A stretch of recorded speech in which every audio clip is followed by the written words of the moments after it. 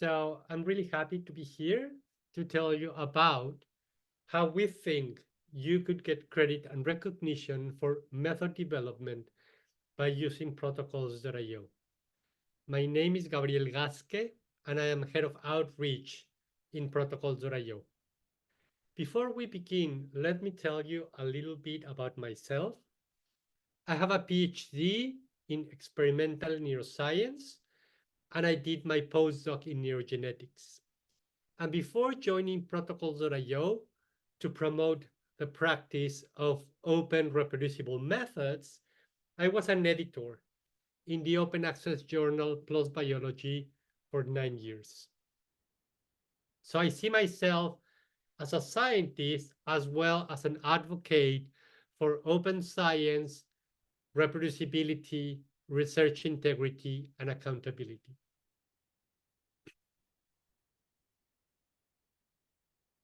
So the focus of this presentation, it's about the incentives for sharing experimental methods or research methods in general in protocols.io specifically or in any other outlet or repository.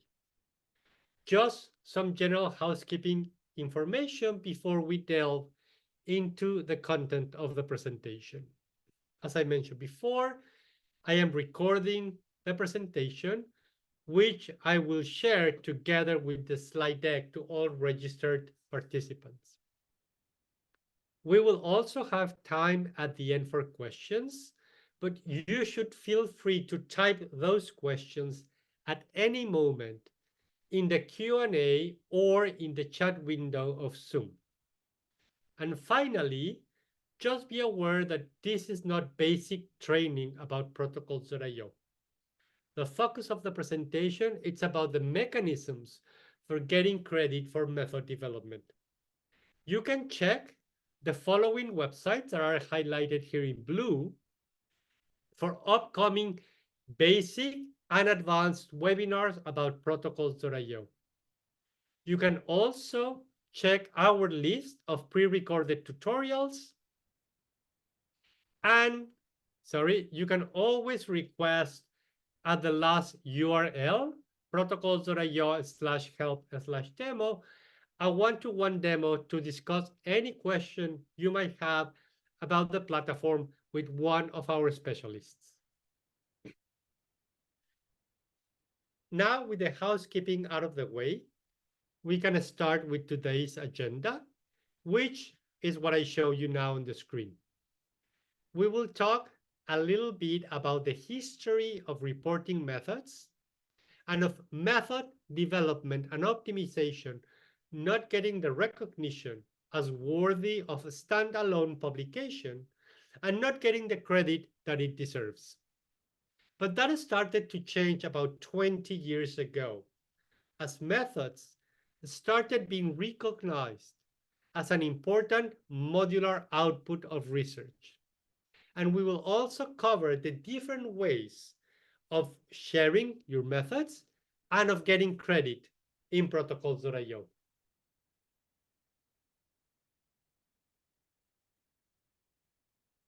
So for the first part, let's go a little bit back in history. The journal Nature Methods was actually started only in 2004. And the excerpt that you see on the screen now is from the inaugural editorial, in which the founding editor said that the goal was to create a highly visible forum for the presentation of novel methods, because major methodological developments take their roots in the cross-fertilization of different disciplines.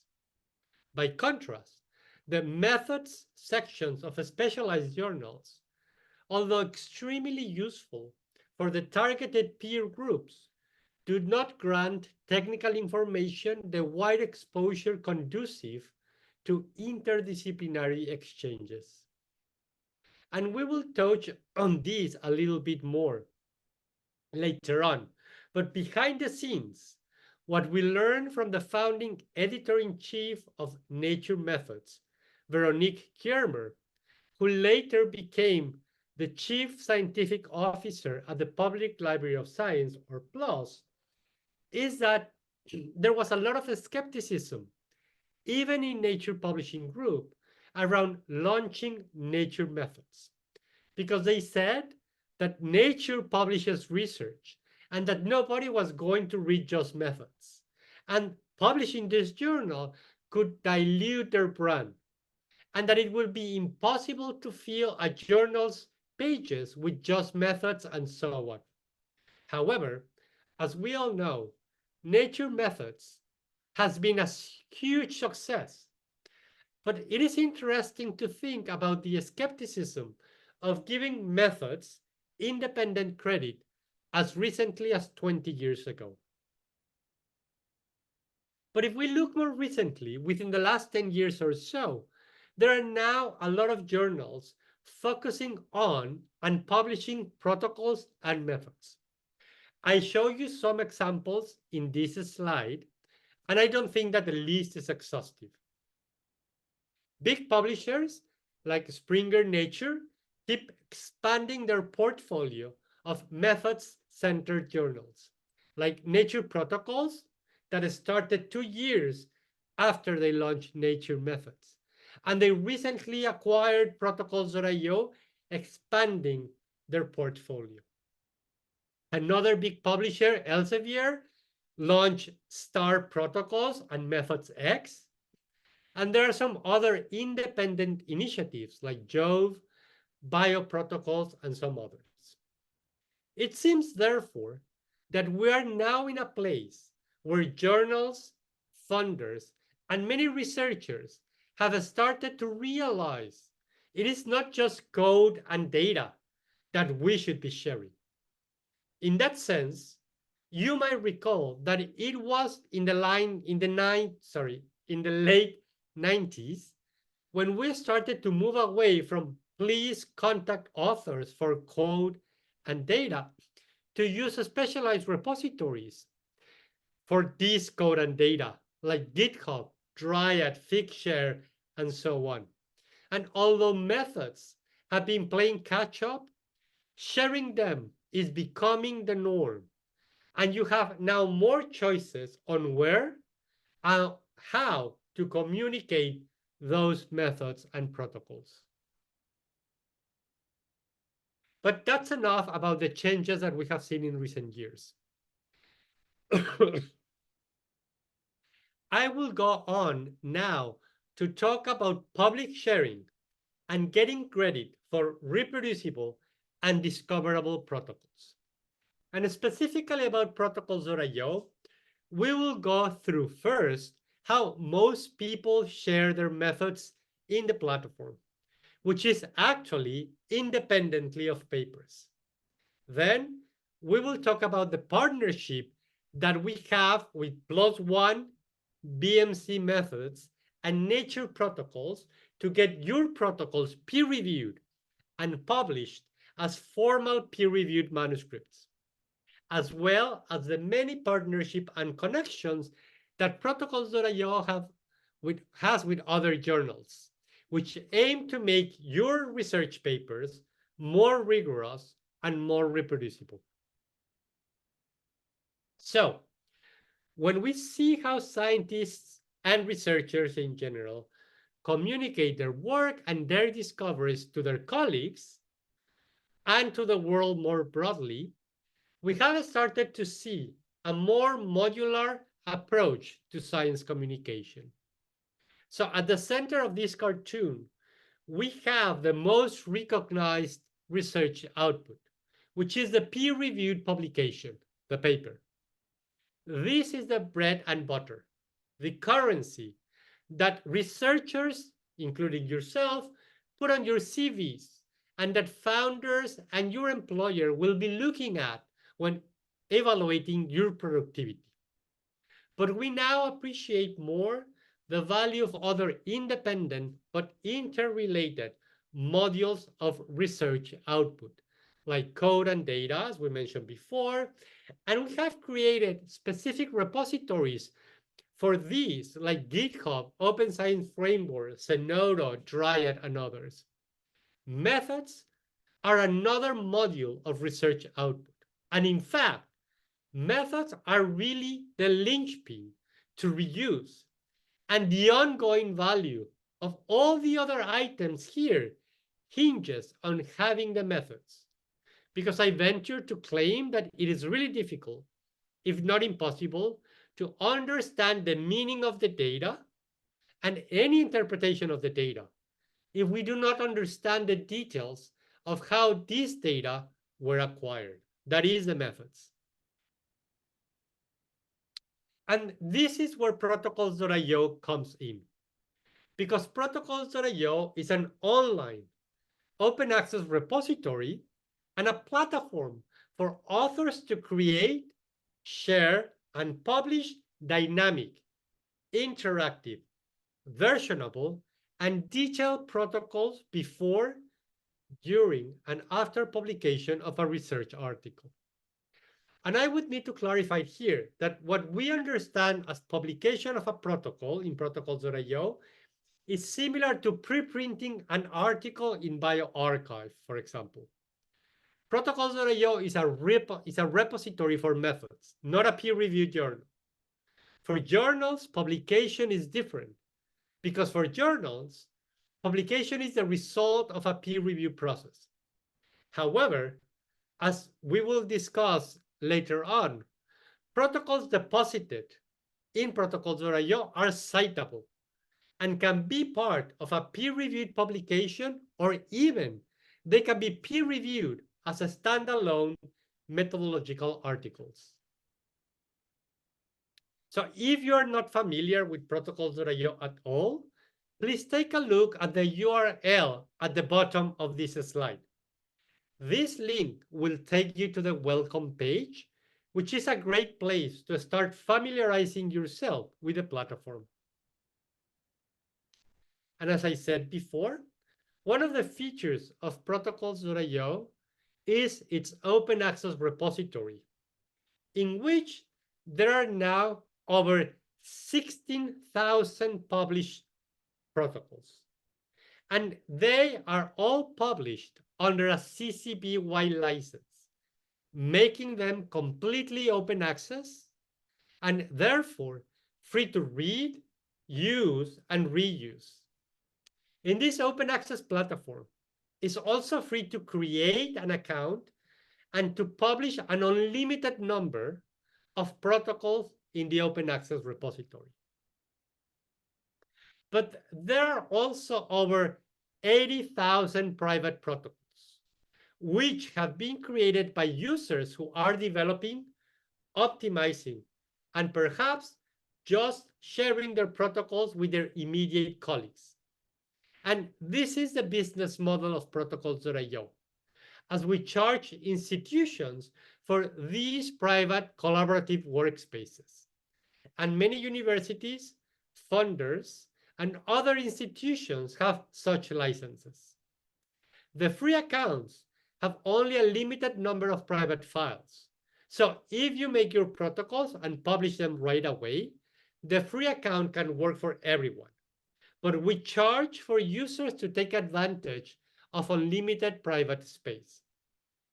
And something that I want to point out is that last year alone, almost 2.5 million people came to the repository to read the public protocols.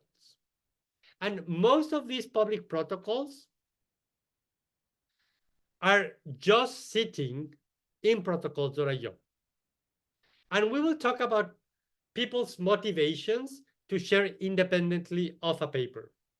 But what I want to point out now is that despite this independent sharing, there is a lot of traffic to the protocols. About 60% of all traffic to our public protocols comes directly from Google searches, which means that people are organically finding these protocols. And geographically speaking, when we look at our own analytics, we see that only about 30% of the traffic to our protocols comes from the United States, and the rest is from all over the world, which means that there is a really global reach once you publish the protocols in the platform.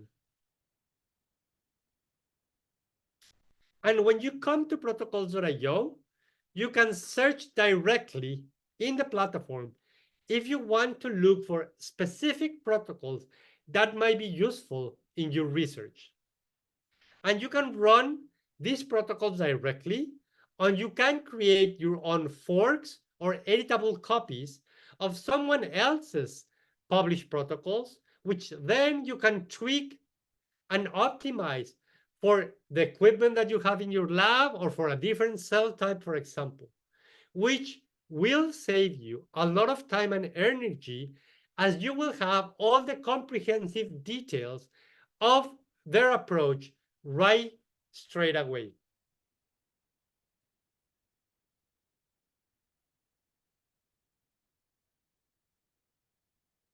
And protocol also has some open communities as well. And these are set up as workspaces. So if you use protocols.io, you will very likely have your own private workspace. But some workspaces are open for all to join. So you can also look for workspaces that represent communities that might be relevant to your research. And you can join those if you want to have a faster view of what people are working on in that space and the ability to interact and engage with those researchers who are also members of the group. And before we continue, let me show you how the protocols created and published in protocols.io are live, dynamic, and interactive, yet persistent digital documents that go far beyond what a traditional static PDF offers. So I'm going to open one of these protocols created in the platform.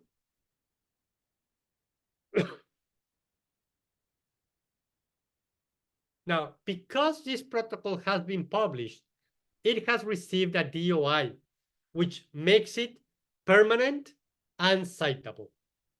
The protocol itself is written in a detailed, step-by-step, recipe-like fashion. The protocols can be supplemented with images, pictures, and even videos that you can play right in your computer.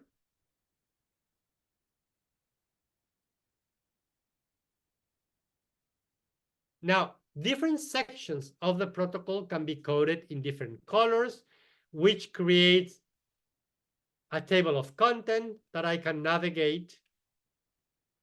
The protocols are interactive because any reader can come and post a comment on the protocol, and the authors will be notified, and they can come back to the platform to respond to that question or comment.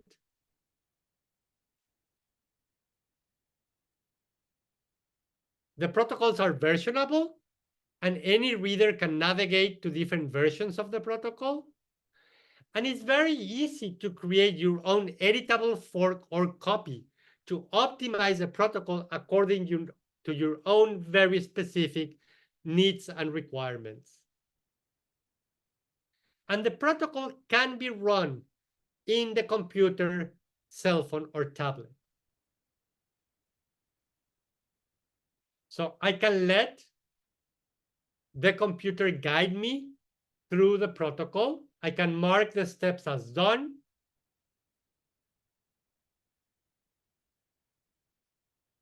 If I notice something unusual or I want to make a change to a step while I'm running my protocol, I can add a comment.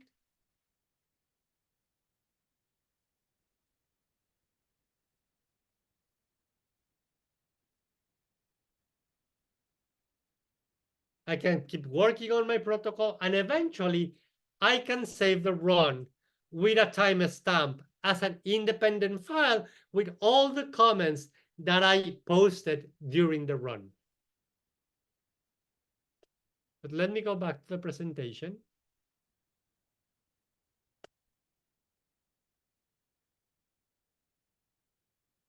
Let's talk now about the rewards that come with publishing detailed research protocols.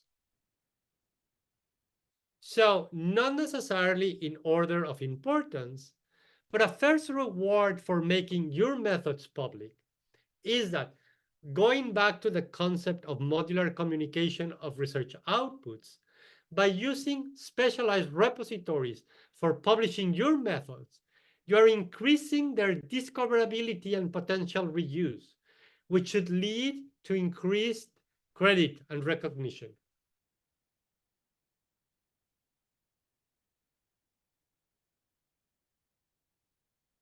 So let me use an example here that we took from Twitter or X.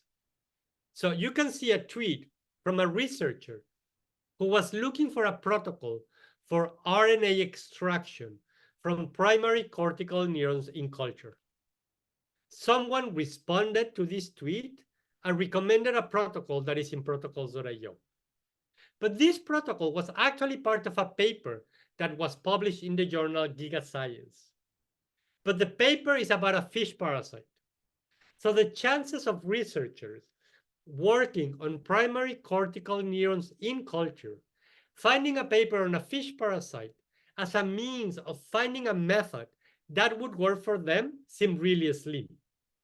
But because the protocol was published independently in a specialized repository, it made the method more discoverable and increased the chances of people reusing it.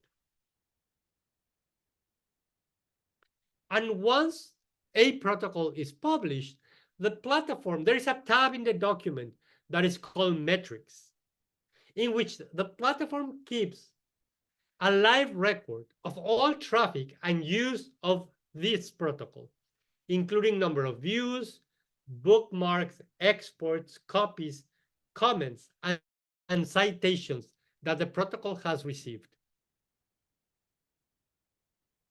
And an obvious second reward for publishing your methods is the increase of reproducibility, not only in the field, but also internally, in the work that you do in your own laboratory or research group.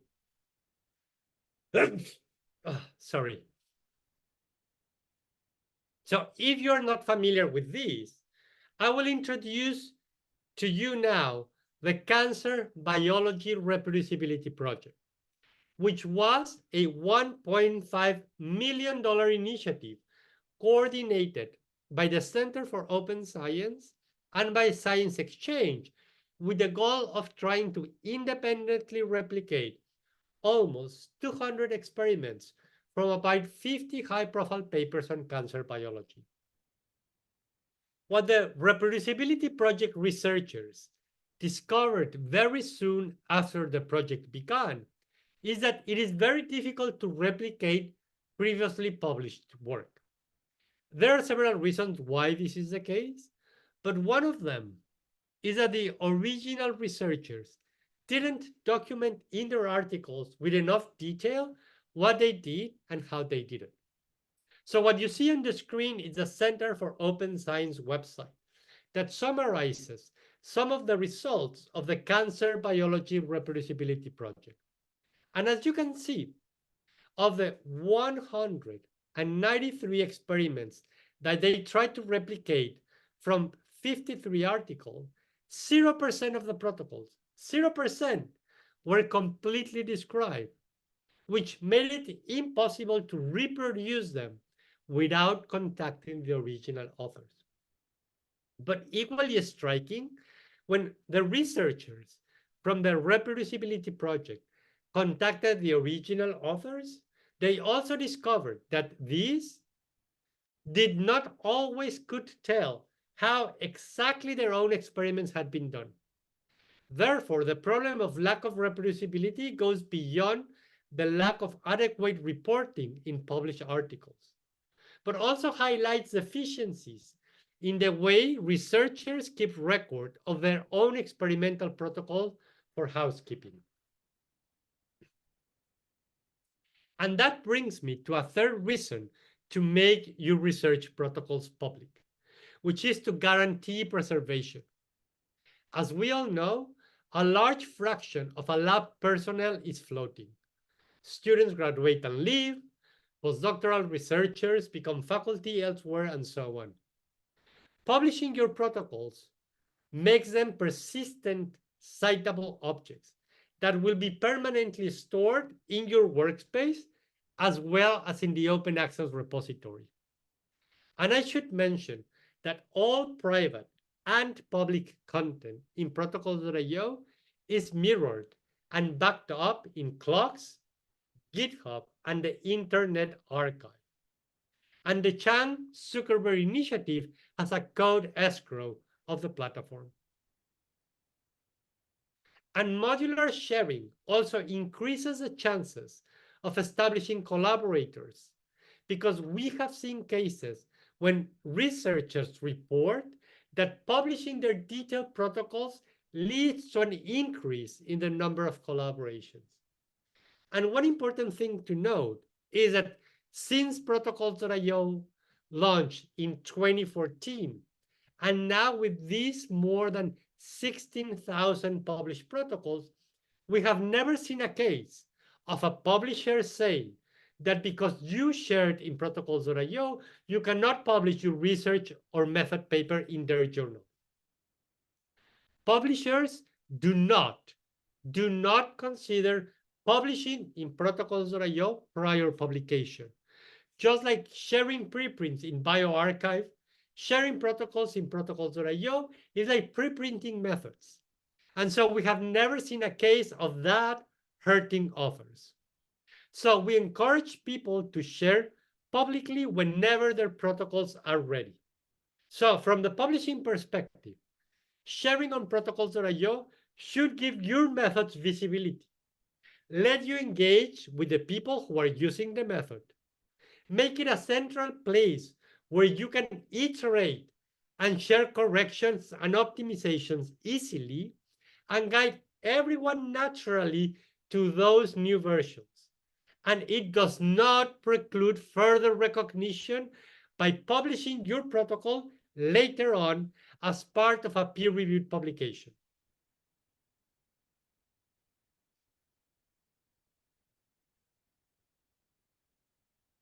And that takes me to the fact that publishing your protocols should simplify your work down the road when the time of submitting or publishing a research paper comes. Let me use another example again that I took from Twitter. Here we have Professor Kipnis at Washington University in the United States, who tweets saying, what if labs publish each of their unique methods, protocols, and in future papers, instead of rewriting the protocols, we just cite them. We waste so much time on methods by saying the same thing differently. And this is exactly what protocols.io is about. You can publish your protocols in the open access repository, obtain DOIs, which then you and your colleagues can cite in your and in their papers, moving away from vague method section and reporting reproducible protocols. And this is what the authors of this PLOS Biology paper did. So they created, deposited, and published their protocols in protocols.io, obtaining a citable DOI, which they included in the materials and methods section, replacing most of the writing. Now, the reader, by following the link, has access to the detailed step-by-step protocol in protocols.io. And a really nice thing about how protocols.io works is that the protocols are versionable. So if the authors have updated their protocol since the time of publication, the reader will be notified and can choose to read the protocol as it was published, which is what you see on the screen right now, or by following the view the newer version link, have access to the most updated version of that same protocol. And because there is a push for reproducibility, there are now over 500 journals, some open access, some subscription journals that encourage authors in their submission guidelines to include in their manuscripts a link to the detailed protocols in protocols.io. And this also applies to many funders, now encouraging or requiring detailed method sharing.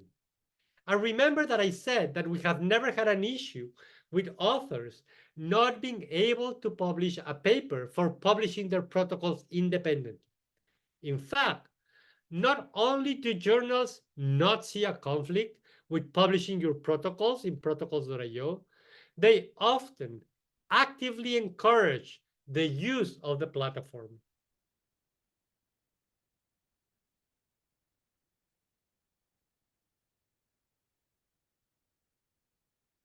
So, and before we move on to the next section, I would like to show to you how easy it is to publish a protocol in protocols.io. So what you see on the screen now, it's my personal account. Just to orient ourselves, to the right, to the left, sorry, I have all the workspaces to which I belong. Some are public, some are private. And this is my personal private workspace. Each workspace has a folder with a file that is organized by the file manager.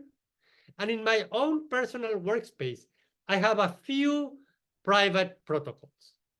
Now, what I want to show you is how easy it is to publish. So I can select the protocol, go to publish, and that will take me to a 6-step, 10-minute workflow, at the end of which I will be making my protocol public.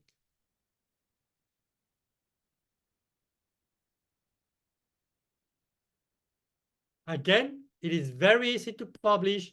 There is no peer review of the protocols. If you don't want to make your protocol public right away, you can still reserve a DOI.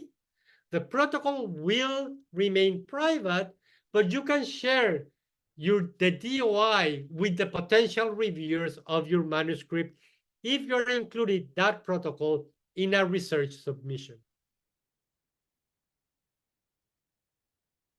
Now, I would like to move to the third point of the agenda, which is a very specific partnership that we have established with 3 journals, PLOS ONE, BMC Methods, and Nature Protocols, and which fits within this narrative of the methods renaissance, because the idea is to bring more credit and more recognition to method development. And the idea is that your protocol, deposited and published in protocols.io before peer review, can be subsequently submitted to any of these 3 journals for peer review and eventual publication as a methodological paper. So you can choose between BMC methods, nature protocols, and PLOS ONE. Now, because our partnership with PLOS ONE is the oldest, I will elaborate about this a bit more. As a result of this partnership, PLOS ONE created a new article type called Lab Protocol. And this collaboration is about turning your protocols in protocols.io into a peer-reviewed publication. Now, just to clarify, if you're interested into getting your protocols peer-reviewed and published as a protocol article, you do not have to submit exclusively to either PLOS ONE, BMC method, or nature protocols. There are several other journals that are specialized in publishing methods, techniques, and protocols. You certainly know your fields, you know your audience, and you know the appropriate journals. But in this case, PLOS ONE is a pretty broad, welcoming journal. And one of the reasons we are excited about this partnership is that the way Plus One has defined the scope of the lab protocol articles is that they are not expecting new experimental results. They are welcoming to new protocols that might be extensions of something that has already been reported. And the idea is that you publish already a method, for example, or somebody else did, and you have worked to optimize and troubleshoot the protocol for your own very specific conditions. So we want this work of optimization and tweaking to be recognized. So with this collaboration, both Plus One and Protocols.io aim to grant credit not only to the development of a whole new brand method, but also to the hard work put into optimizing and troubleshooting a protocol to make it work more efficiently or in a new condition. So the bar is set in a way that it recognizes a good and useful protocol. And obviously, there has to be some effort behind it. But the idea is to capture the constant method development that very often goes unacknowledged and is usually just summarized in one or two sentences in the materials and methods sections of manuscripts. And the integration between Plus One and Protocols.io means that the protocol is front and center of the paper. And the article in Protocols.io will be bidirectionally linked to the protocol in Protocols.io. And the protocol in the platform receives additional badges that says that this protocol has been peer-reviewed and published as a methodological paper. And now let's move to the last part of the talk, which is our partnership with other publishers. I would like to start by saying that although we're all very familiar with supplementary files and documents in papers, there is a push for a number of years now to moving away from supplements by using repositories instead. And what you see on the screen is a really good article in the magazine The Scientist about it. And you can read it in the URL at the bottom of the slide. And these are just some examples of papers that are published and the journals promoting depositing, the detailed protocols in protocols.io. And this is the kind of modular publishing that we have started seeing more and more, where the paper is the centerpiece. It is a story, but you have your data in NCPI, OSF, or other appropriate repositories. The code might be in GitHub, for example, and now we are started to seeing more and more of the methods also going to a repository. So we're seeing a trend in scholarly publishing moving away from vague method sections to more rigorous, more reproducible method reporting. And as I mentioned before, a published protocol in protocols.io with an assigned TOI is a citable object that can be referenced to in a paper, as we show here in the reference list, which will give credit to the author's methodological work. And the reference will be linked to the protocol in protocols.io. So the reader will have access to the interactive step-by-step protocol, even if the paper was published behind a paywall, because all of our content, all of our public content is open access. And I want to highlight that doing a good job at reporting your method should increase the impact of your papers, as these data show.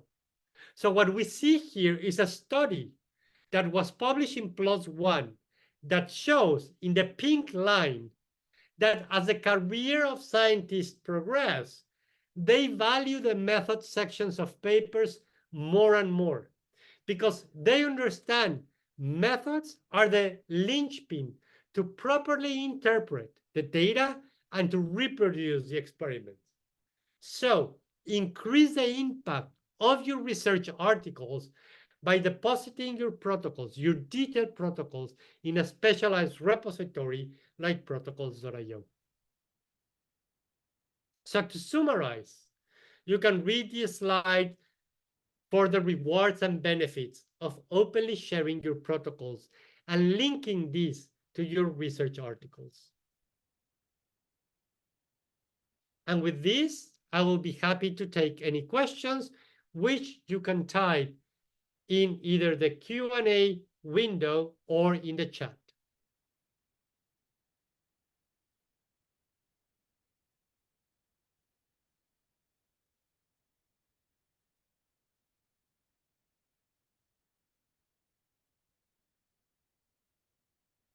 If you have questions in the future, you can also always email me at gabriel@protocols.io. I will stop the recording now, just in case